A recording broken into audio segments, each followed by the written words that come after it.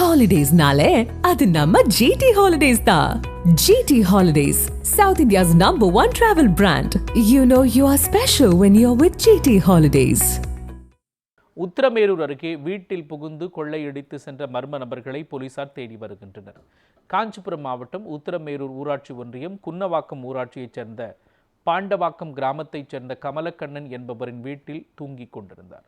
அப்போது வீட்டின் பின்பக்க கதவை உடைத்து கொண்டு உள்ளே புகுந்த மர்ம நபர்கள் வீட்டில் இருந்த பீரோவை உடைத்து அதிலிருந்த 26 சவரன் நகை மற்றும் 2 லட்சம் ரூபாய் ரொக்கத்தையும் கொள்ளையடித்து சென்றுள்ளனர். இதுகுறித்து போலீசார் விசாரணை மேற்கொண்டு வருகின்றனர். என் வீடு மெயின் ரோடு பக்கத்தில் தான் இருக்குது.